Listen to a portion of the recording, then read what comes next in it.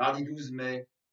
Comment la Vierge Marie a vécu ces derniers instants de ces grands mystères, ce mystère du sépulcre, ce mystère de la résurrection, ce mystère de l'ascension.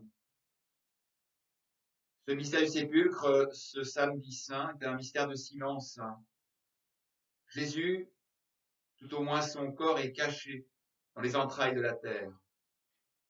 Il faut que le cadavre du Christ connaisse cette dernière humiliation pour être comme abandonné, puisque le jour du sabbat demande le repos.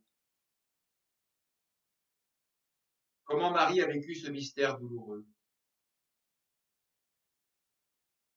Elle l'accepte sans révolte, sans opposition, parce que la loi du sabbat, elle le respecte pleinement.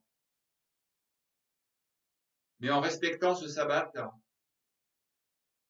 Marie sait que tous ces événements sont relatifs à la volonté du Père. C'est pourquoi elle les accepte et elle s'y abandonne encore davantage, réclamant d'elle cette ultime séparation. Toute la loi, puisqu'il s'agit du sabbat, se termine ainsi dans le cœur de la Vierge Marie, qui reçoit cette brisure comme ce fameux glaive divin annoncé par Siméon. Dans sa foi, elle accepte d'être séparée humainement et physiquement de son Fils pour vivre plus divinement avec lui, car elle sait que la résurrection est là. Ces 3 jours du sépulcre sont marqués par une totale obscurité. Et Marie, dans son espérance, vit de cette promesse de la résurrection. Dans sa foi, elle ne doute pas que Jésus est la lumière du monde, qu'il est la résurrection. Et elle ne peut que désirer intérieurement la résurrection de Jésus et demander au Père qu'il la donne, qu'il la réalise plus rapidement. C'est une nouvelle étape ordonnée par ce mystère du sépulcre, pendant lequel l'âme de la Vierge Marie vit à l'unisson de celle de son Fils. Elle vit ce mystère de la descente de l'âme du Christ aux enfers, qui est un lieu d'attente, ce qu'on appelle le Shéol. Et l'âme séparée de Jésus, unie au Verbe de Dieu, va descendre aux enfers pour libérer toutes ces âmes qui sont dans l'attente.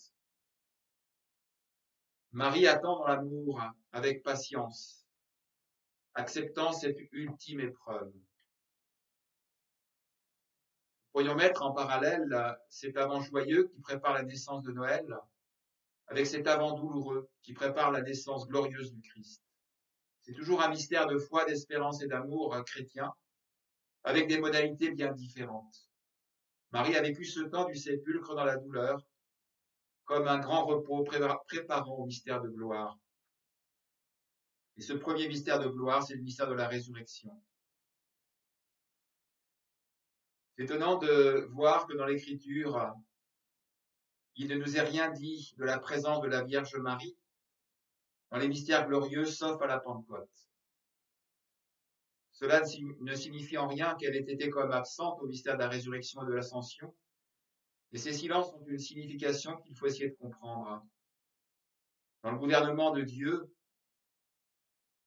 nous sommes éduqués, enseignés par la parole, mais également par les silences, puisque cela doit nous permettre d'entrer dans ce que nous pourrions appeler la logique de l'amour.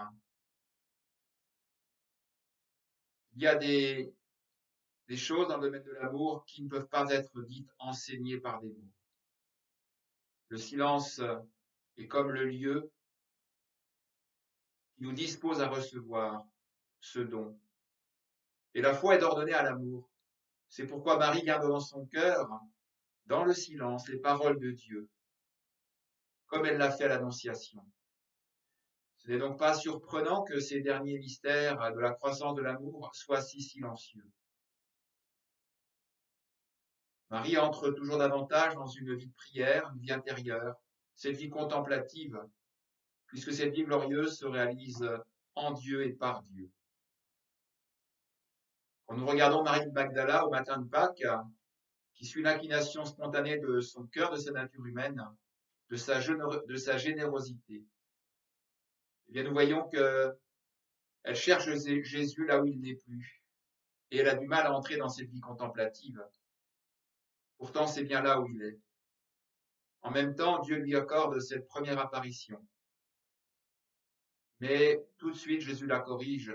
Cesse de me toucher. Je ne suis pas encore monté vers mon Père. Il attend d'elle donc un amour plus divin, moins affectif. Et Marie est entrée dans ce mystère d'une manière toute contemplative. C'est pourquoi elle vit immédiatement du mystère de la résurrection. Et elle vit dans le silence de sa foi, de ce mystère d'amour de Dieu. Le premier lieu de la résurrection, c'est bien le sépulcre, où où le Père va ressusciter son Fils. Et ce premier moment, c'est évidemment pour le Père, mais il est également réservé à Marie. Ainsi, il lui rendait au centuple ceux qu'il avait reçus d'elle. Et elle reçoit ce don dans sa foi toute pure, c'est-à-dire qu'elle n'a pas besoin de signes d'apparition.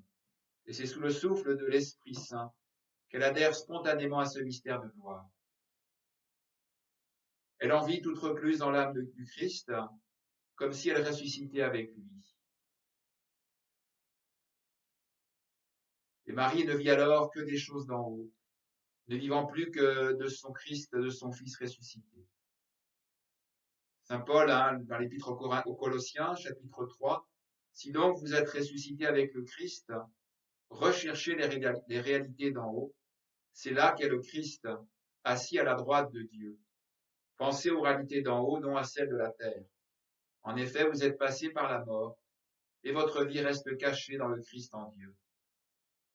Cette belle affirmation de saint Paul qui nous montre que quand nous vivons de la résurrection, quand nous sommes entrés dans ce mystère, nous sommes davantage tournés intérieurement dans notre vie de prière et contemplative vers cette vie d'en haut, là où est Jésus, là où est le Père, là où est la très sainte Trinité.